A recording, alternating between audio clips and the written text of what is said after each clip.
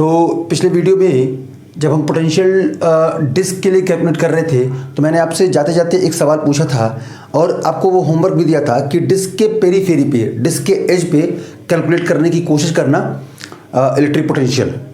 और मुझे उम्मीद है कि सबने ट्राई किया होगा, सब लोगों ने कुछ न कुछ कोशिश की होगी, लेकिन बहुत कम लोग ऐसे होंगे जो रिजल्ट तक पहुंच पाए होंगे, क्योंकि ऑल्दो इट इज़ टिपिकल, ये उतना आसान नहीं है जितना आसान आप सोच रहे थे और जितना आसानी से आप कैलकुलेट कर लेंगे। अभी हम जब करेंगे तो आपको पता चल जाएगा कि ये थोड़ा सा टिपिकल है बाकी की डेरिवेशन से, और इसका डेरिवेशन करना इंपॉर्टेंट भी है। तो एज पे अगर डिस्क है तो उस डिस्क के एज पे, ये एक डिस्क है जिसके सरफेस एरिया पर चार्जेस को फैलाया गया है, इसके एज पे मान लो ये पॉइंट लेता हूं मैं, पेरीफेरी के ऊपर ये पॉइंट लेता हूं और इस डिस्क का रेडियस ले लेता हूं मैं r। तो इसके पेरीफेरी पर अगर कोई पॉइंट है, मान लो पॉइंट P, इस पॉइंट पर इलेक्ट्रिक पोटेंशियल का कैलकुलेशन, और इसकी चार्ज डेंसिटी ले लेते हैं sigma coulomb per metre square. तो यही मैंने आपसे पूछा हुआ था कि पिछले वीडियो में कि कोशिश करना कि इस पॉइंट पर इलेक्ट्रिक पोटेंशियल का कैलकुलेशन कर लो। ये एक इरडो का क्वेश्चन भी है, इसलिए मैंने यहाँ पर साइड में लिख दिया है इरडो प्रॉब्लम।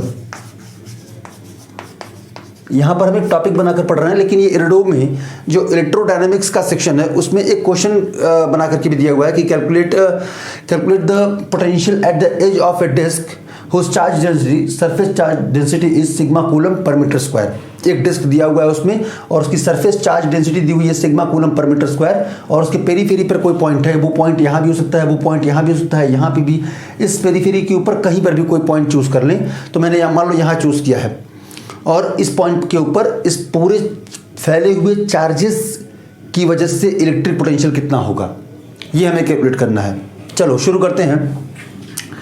तो चूंकि चार्ज का डिस्ट्रीब्यूशन है, पूरा का पूरा यहाँ पर चार्ज फैले हुए हैं यूनिफॉर्मली, और हर चार्ज का डिस्टेंस इस पॉइंट से अलग अलग है। अगर यहाँ पर कोई चार्ज चूज करें तो वो अलग दूरी पे है, यहाँ कोई चार्ज अगर हम चूज करते हैं तो उसका डिस्टेंस इस पॉइंट से अलग है। तो हम डायरेक्टली तो फॉर्मूला लगा नहीं सकते क्योंकि डिस्टेंस वेरी कर रहा है। तो हम सबसे पहले एक ऐसा एलिमेंट चूज करेंगे जिस एलिमेंट के ऊपर आए हुए जितने भी चार्जेस होंगे उन सब चार्जेस की दूरी इस पॉइंट से इक्वल होगी, ताकि हम डायरेक्टली वो KQ/R का फॉर्मूला लिख सकें, और तभी हम आगे इंटीग्रेट कर पाएंगे, क्योंकि डिस्टेंस वेरी नहीं करना चाहिए। तो यहां से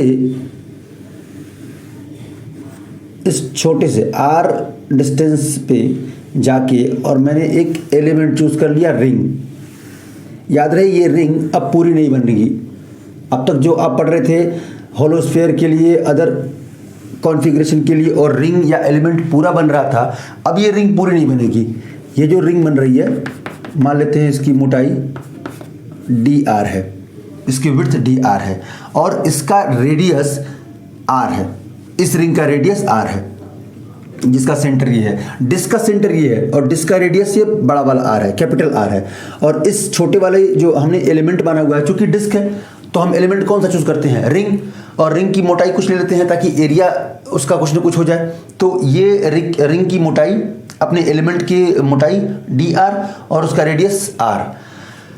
अब इसके लिए ध्यान से देखो तो इस एलिमेंट के ऊपर आए हुए हर चार्ज की दूरी इस पॉइंट से आ रही है, तो फार्मूला लिखने में कोई दिक्कत नहीं है।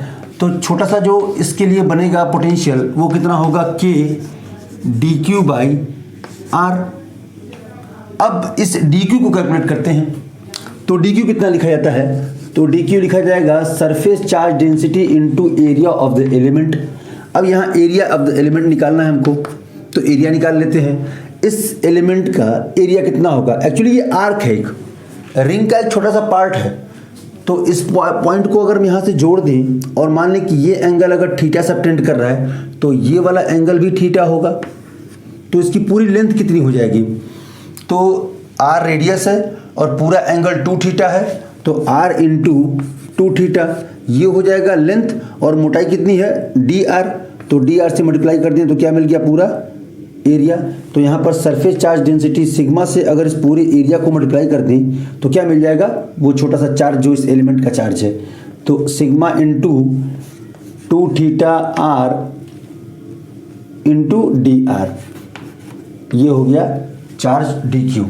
तो इसकी वैल्यू यहाँ पुट कर देते हैं और k की वैल्यू पुट कर देते हैं यहाँ पे पहले 1/4 पाई एप्सिलॉन नॉट और d की value sigma 2 theta r dr upon यहाँ पे r, ये r कैंसिल हुआ, सिग्मा 2 थीटा 2 से ये 2 टाइम्स जाएगा तो dv क्या लिखा जाएगा, sigma upon 2 pi epsilon not ऊपर थीटा dr, बस इतना ही बच गया।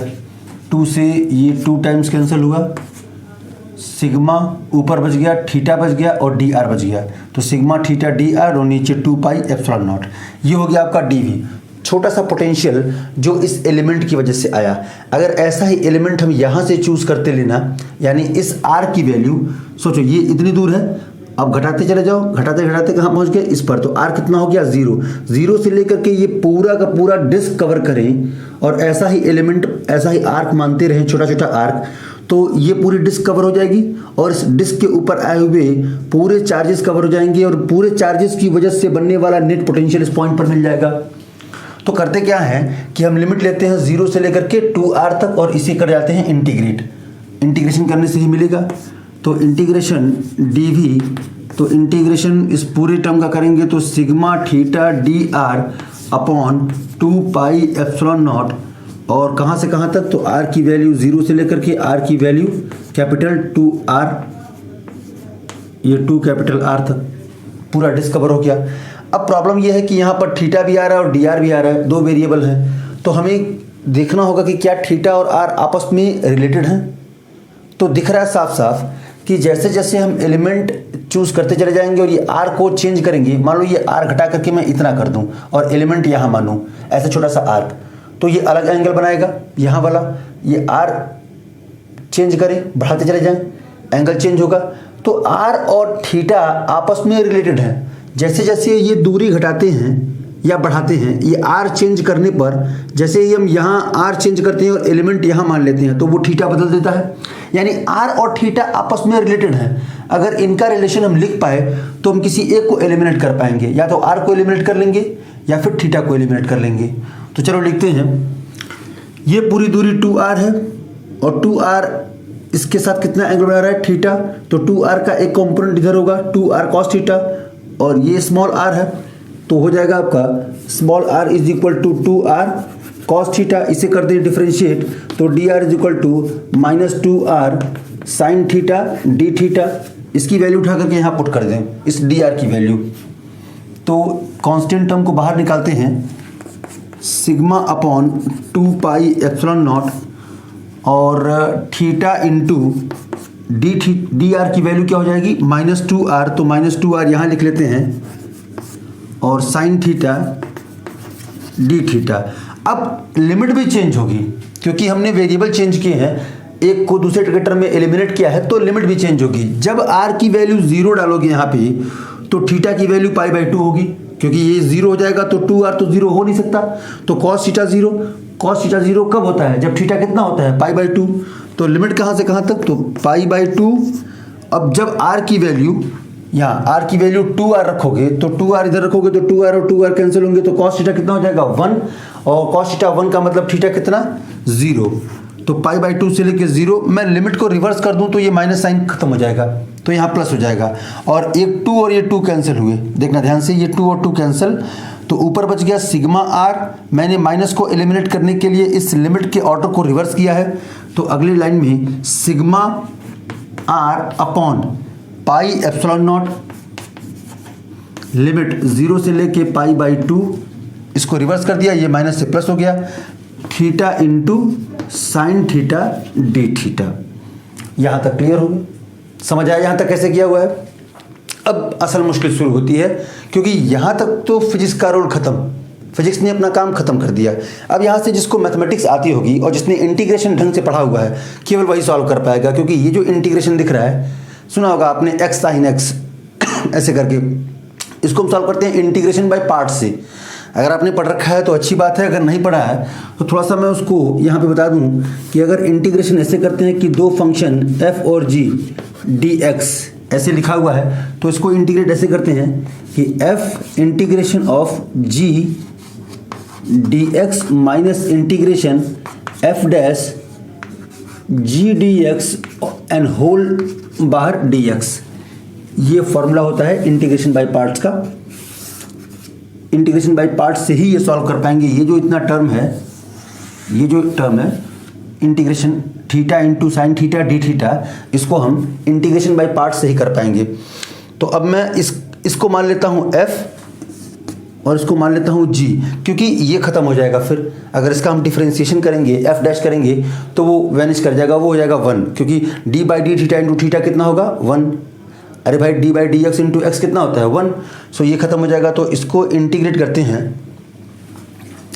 तो sigma R by pi epsilon nought, और इसको मैं अलग से इंटीग्रेट करके यहाँ पर वैल्यू पुट करता हूँ। इसको इंटीग्रेट ही कर लेते हैं।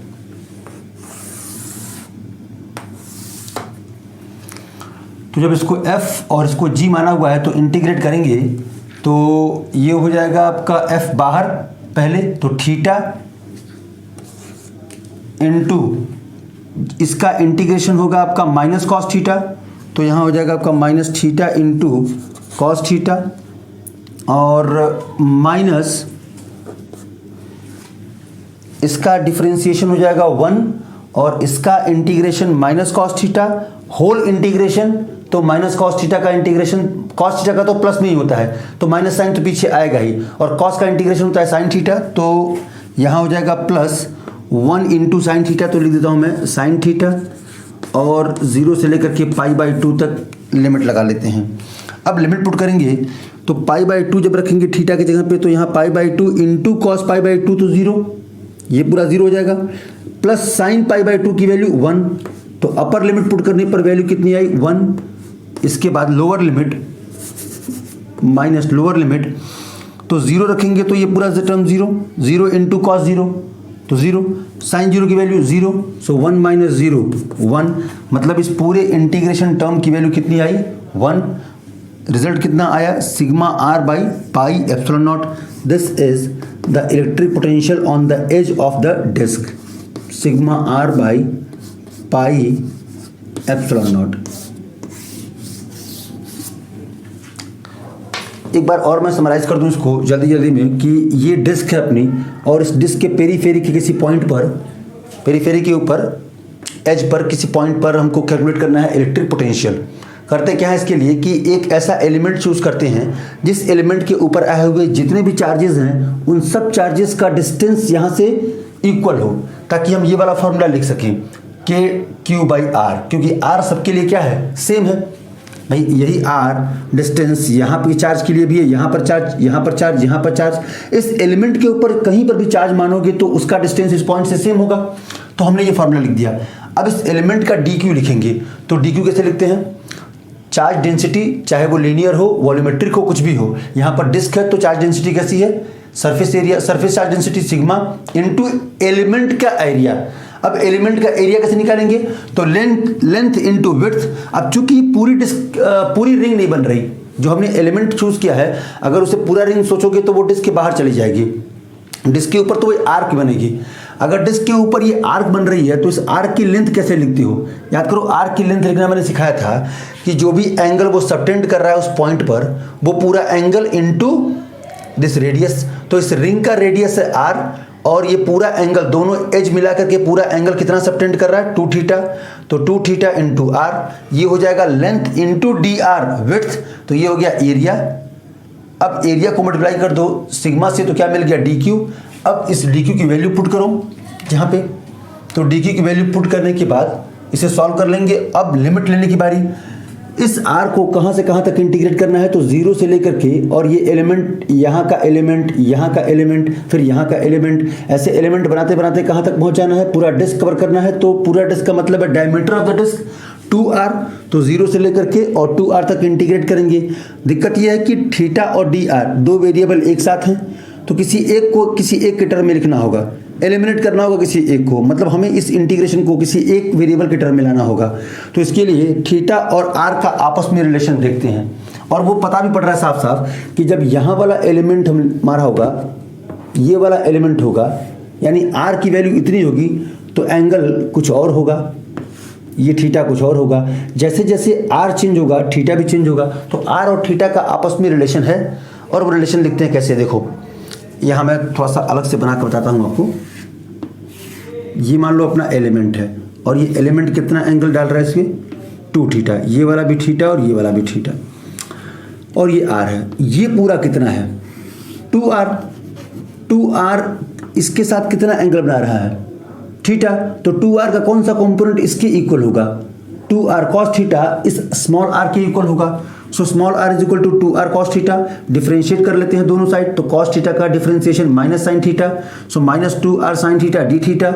अब इस dr की वैल्यू उठा करके यहाँ पुट कर दें और फिर सॉल्व कर लें। अब दिक्कत यहाँ पे आती है, जब हमारा रिलेशन यहाँ तक पहुँचा थीटा इंटू साइन थीटा, तो तब आपको इंटीग्रेशन बाय पार्ट्स का यूज़ करना होगा, तभी ये सॉल्व हो पाएगा। इसीलिए potential on the edge of the disc थोड़ा सा टिपिकल माना जाता है, क्योंकि यहाँ आने के बाद आपको एक स्पेशल टेक्निक यूज़ करनी होगी। जब आप मैथमेटिक्स वाले तो कर लेंगे, क्योंकि वो जब इंटीग्रेशन पढ़ते हैं तो उसमें इंटीग्रेशन बाय पार्ट्स है, उसमें वो पढ़ लेते हैं। और अगर नहीं पढ़े होते हैं तो उन्हें सीखना पड़ता है, क्योंकि बिना इंटीग्रेशन बाय पार्ट्स के सॉल्व नहीं हो पाएगा। एक और मेथड है इसको सॉल्व करने का, वो है आपका डबल इंटीग्रेशन का यूज़ करके।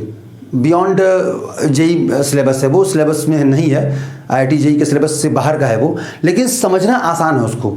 और मैं एक बार उसको भी डिस्कस कर लूँ कि कैसे इस कैलकुलेशन को आप आसानी से सॉल्व कर सकते हैं अगर थोड़ा सा समझने की कोशिश करो डबल इंटीग्रेशन को। तो डबल इंटीग्रेशन का मतलब डबल वेरिएबल एक साथ होंगे, और जैसे हम पार्शियल डिफरेंशिएशन करते हैं कि किसी एक को करते हैं दूसरे को कांस्टेंट कर लेते हैं, एक के कंपैरिजन में एक करते हैं दूसरा वाला बैठा रहता है, बिल्कुल वैसे ही डबल इंटीग्रेशन यूज़ करके और इसको सॉल्व कर सकते हैं। चलो उसको भी देख लेते हैं एक बार। तो इसको एक बार ध्यान से देख लो, और इसके बाद दूसरा method with the help of double integration इसे सॉल्व करेंगे।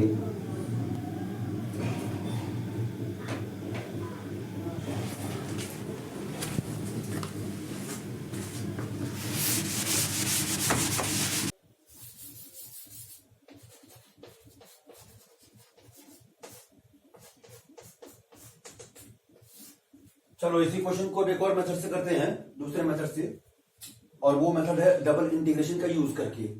तो कैसे करते हैं डबल इंटीग्रेशन का यूज, वो देख लो एक बार। तो मान लो ये डिस्क है और surface charge density sigma coulomb per metre square, radius are.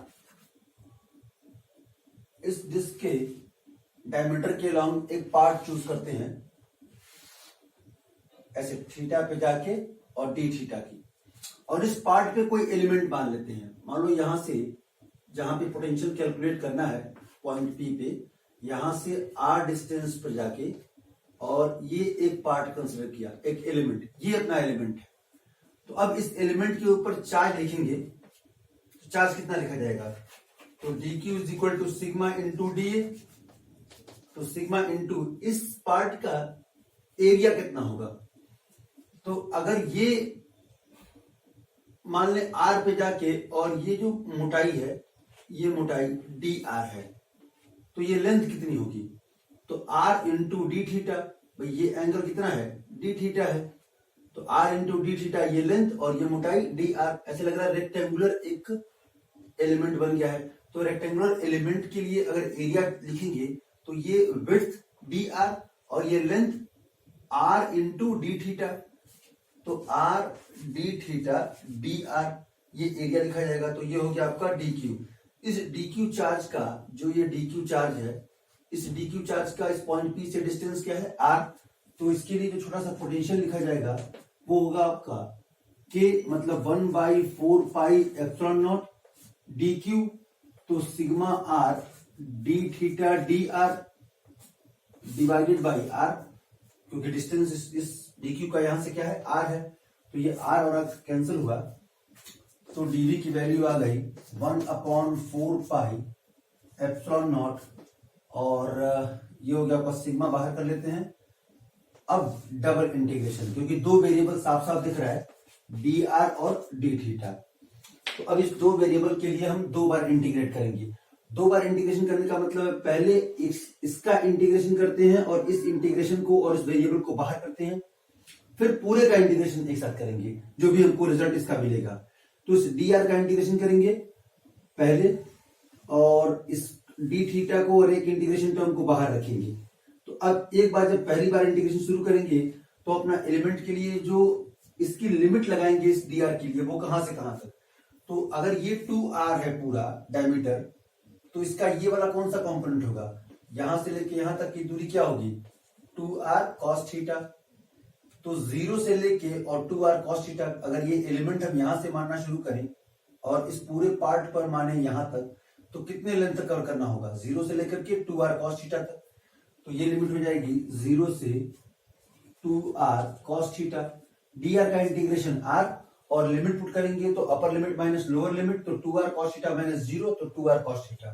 तो ये हो जाएगा आपका सिग्मा अपॉन 4 पाई एप्सिलॉन नॉट और 2r integration 2r cos theta D theta, limit 0 से, अब लिमिट नहीं, लिमिट हम लगा चुके हैं, अब थीटा की लिमिट लगाएंगे। अब हमें इसका रिजल्ट मिल गया, dr का इंटीग्रेशन r में जब हमने लिमिट पुट की तो 2r cos थीटा माइनस 0, तो 2r cos थीटा। अब एक और बार इंटीग्रेशन बचा हुआ है विद रिस्पेक्ट टू थीटा, अब इसकी लिमिट पुट करेंगे इस इंटीग्रेशन में। तो थीटा की लिमिट कहां से कहां तक, तो देखो ये जो हमने पार्ट माना हुआ है ये इस सेक्शन के एक पार्ट में है, अगर इसको दो पार्ट में डिवाइड करें इस डिस्क को तो ये एक पार्ट में है, तो -π/2 से लेके +π/2 तक मान सकते हैं भाई, यहां से कवर करके यहां तक तो π/2, इतना ही π/2 नीचे भी है। तो नीचे का एंगल हमेशा या रेफरेंस लाइन के एक तरफ का एंगल माइनस होता है, दूसरी तरफ का प्लस होता है। तो लिमिट कहां से कहां तक, तो -π/2 से +π/2 तक। हालांकि इसको भी चेंज कर सकते हैं, इस पूरे टर्म को एक साथ लिख सकते हैं। अगर इसको हम लिखें 0 से लेके π/2, तो 2 एक बार मल्टीप्लाई करेंगे इसमें, इस पूरे इंटीग्रेशन टर्म में अगर यहाँ हम 2 से मल्टीप्लाई करते हैं तो अपने आप ये लिमिट चेंज होकर के 0 से π/2 हो जाएगी। तो 2 इंटू 0 से π/2 cos थीटा डी थीटा, और 2r बाहर कर लेते हैं यहाँ पे, तो इंटू सिग्मा इंटू 2r और 4 पाई एप्सिलॉन नॉट, ये हो जाएगा। तो ये 2 और 2 मिलके नीचे का 4 कैंसिल कर देंगे, तो ऊपर बच जाएगा आपका सिग्मा r और नीचे पाई एप्सिलॉन नॉट। तो sigma r upon pi epsilon not cos theta D theta, limit 0 से π/2, इसकी वैल्यू 1 होगी। cos थीटा का इंटीग्रेशन sin थीटा, और लिमिट है आपका 0 से π/2, सॉल्व करेंगे तो उसकी वैल्यू क्या आएगी 1। सॉल्व करके देख लो, sigma r upon pi epsilon naught sin theta integration limit 0 से π/2, sin π/2 की वैल्यू 1, sin 0 की वैल्यू 0, sin π/2 माइनस sin 0 तो 1 आया।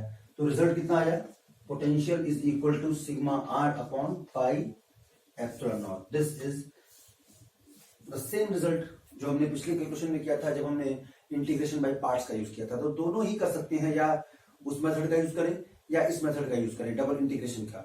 दोनों से हम रिजल्ट हमारा सेम आएगा, दोनों से सॉल्व कर सकते हैं और दोनों ही आसान है। ऐसा नहीं वो बहुत टिपिकल था, लेकिन उसमें थोड़ा सा लास्ट में जाकर के जब फिजिक्स का रोल खत्म होता है और जहां से आपको एक स्पेशल टेक्निक यूज करनी पड़ती है, उसमें आपको मैथमेटिक्स का एक स्पेशल सेक्शन पढ़ना होता है, वो है इंटीग्रेशन बाय पार्ट्स। या तो इसको अलग से पढ़िए क्योंकि इसकी जरूरत पड़ती है इस तरह के कैलकुलेशन में, या अगर मैथमेटिक्स वाले पढ़ते हैं तो उसमें है इंटीग्रेशन में इंटीग्रेशन बाय पार्ट्स।